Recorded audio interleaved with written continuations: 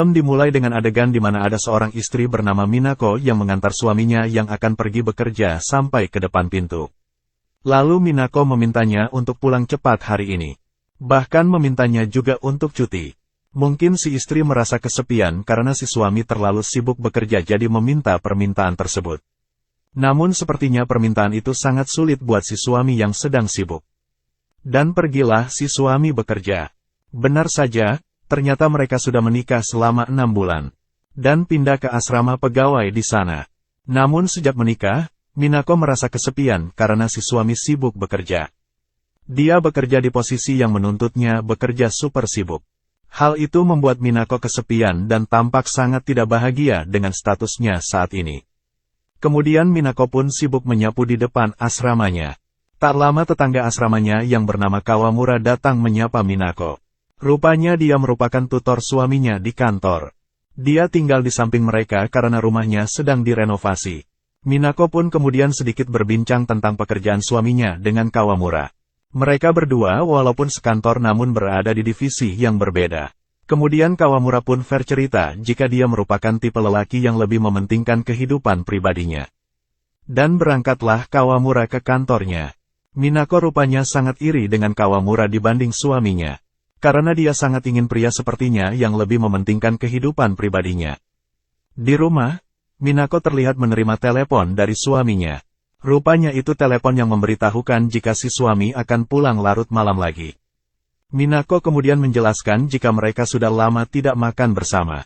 Dia sangat kecewa mendengar hal itu. Dia juga rupanya ingin segera mendapatkan bayi. Namun apa mau dikata, dia harus menerima kenyataan jika suaminya itu sibuk bekerja. Minako kemudian mengecek sudah 2 bulan mereka tidak melakukan Smackdown.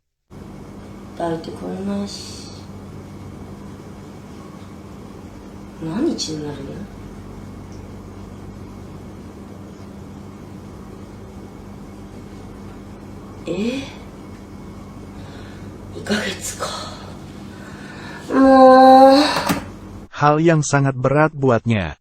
Kemudian hasrat itu sudah tidak bisa dibendung. Dan akhirnya dia pun di sana melakukan pertunjukan solo untuk melampiaskannya.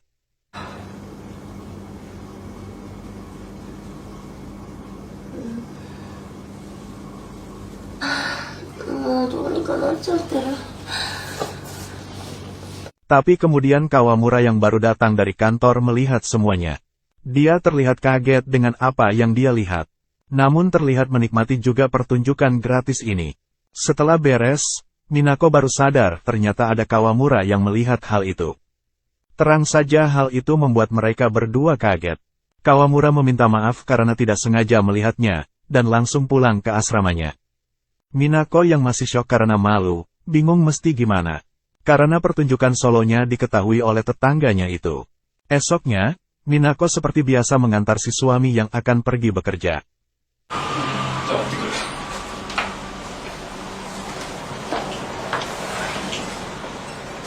Kemudian datanglah lagi Kawamura menghampirinya. Rupanya dia meminta maaf dan menjelaskan semua yang terjadi kemarin.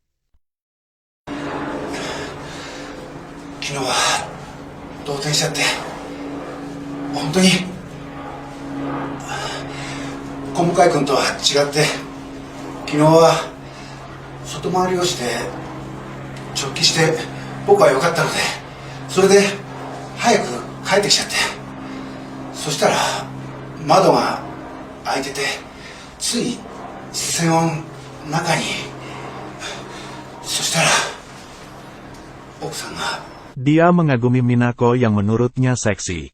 Dia juga bercerita tentang ketidakcocokan seksual yang dialami sewaktu muda. Sebelum pergi dia berjanji akan merahasiakan apa yang dia lihat kemarin. Kemudian Minako yang sudah tertangkap basah kemarin, malah penasaran dengan cerita Kawamura. Dia berencana untuk bertemu lagi dengannya untuk membahas hal itu. Seminggu setelahnya, Minako yang masih penasaran tentang kisah Kawamura, kemudian mengajaknya ngobrol di rumahnya.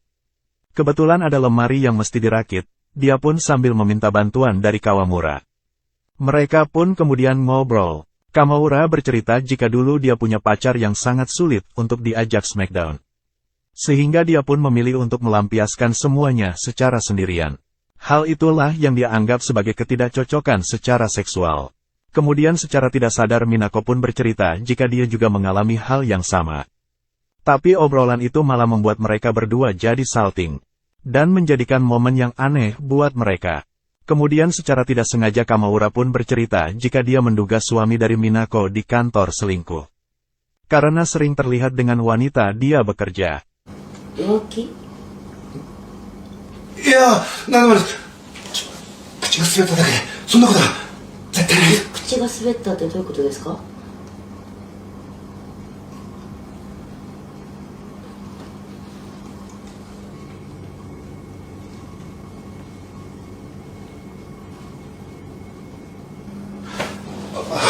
いや、その噂があるとかじゃなくて、彼の同僚に綺麗でおっぱいの大きい女性がいて、その子と二人で歩いて。Namun hal itu malah membuat Kamaura jadi tambah gugup. Dan kemudian dia pun buru-buru untuk pulang. Lalu Minako pun bergegas menyusulnya. Mereka berbincang lewat jendela sekarang. Kawamura kemudian bilang jika sebenarnya Minako lebih menarik. Jadi harusnya si suami memilih dirinya dibanding orang lain. 大丈夫です。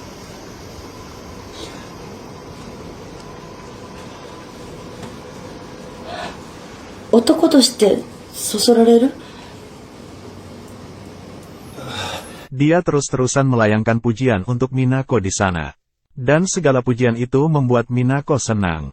Yang lebih membagongkan, ternyata dengan pujian itu juga malah membuat Minako menjadi memuncak.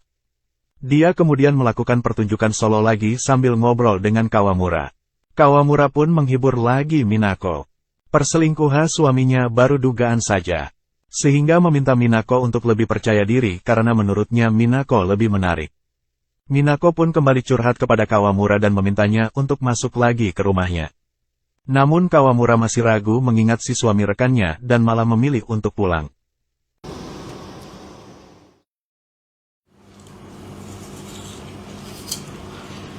Dua minggu kemudian, di saat si suami izin tidak pulang, Minako dan Kawamura kembali bertemu. Mereka masih membahas tentang isu perselingkuhan suaminya. Kamaura dengan semangat menjelaskan semuanya. ものは何もなかったです。小向井君の部署の知り合いや同僚にそれとなく聞いてみたんですけどね。同じプロジェクトに入っているから彼女とは仲いいし、飲みにも行ってるみたいです。 Hal itu membuat Minako kecewa dan melamun. Kemudian karena melamun, buah yang dia makan airnya menetes ke bajunya. Dengan refleks dia pun mengelapnya. Kejadian itu membuat Kawamura yang ada di depannya jadi makin tertarik dan memuncak. Kemudian hal yang lebih membagongkan terjadi. Minako yang merasa jika suaminya beneran selingkuh, harus membalasnya dengan selingkuh juga. Mendengar itu, Kawamura yang tampaknya sudah tidak tahan dengan Minako, bukannya meredakan keadaan, malah memanasinya dengan menyebut jika itu ide bagus. Minako dia anggap harus melepaskan stres dengan melakukannya juga. Dan kemudian akhirnya mereka berdua yang sudah lama sama-sama memuncak melampiaskan semuanya di sana. Mereka lalu melakukan smackdown. Selang beberapa hari, dengan bantuan Kawamura, akhirnya si suami cuti juga. Namun di malam cuti pertama ini, si suami bukannya memanjakan Minako tapi malah sibuk dengan laptopnya. Hal itu malah membuat Minako yang rencananya ingin smackdown dengannya tambah kecewa. Minako lalu mencoba merayu suaminya itu. Dia menunjukkan baju seksi yang dia pakai. Namun si suami masih tidak peduli. Minako yang sudah tidak kuat lalu mencoba memaksa smackdown suaminya itu. Tapi dengan alasan capek akhirnya smackdown mereka pun gagal.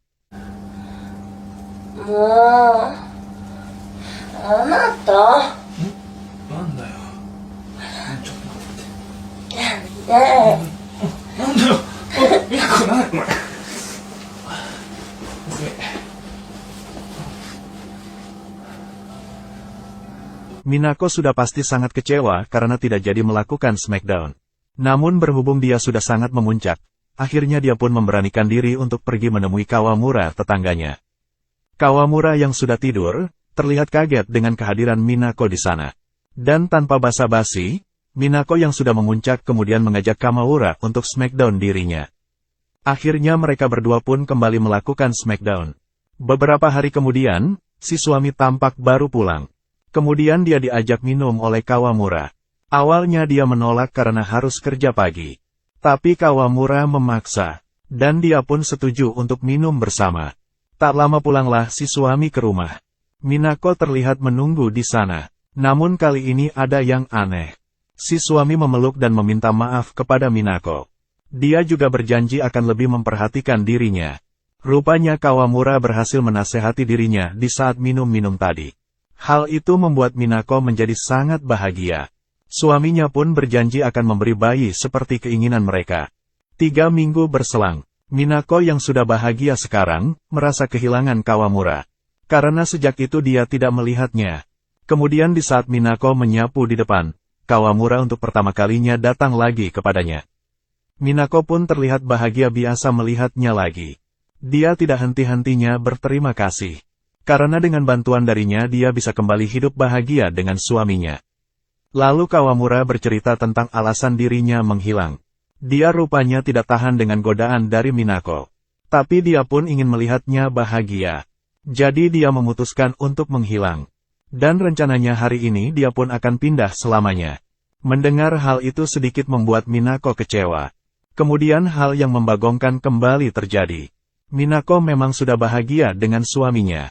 Tapi rupanya Smackdown dengan Kawamura lah yang berhasil melampiaskan stres dirinya. Sehingga dia pun meminta kembali Kawamura untuk Smackdown dirinya.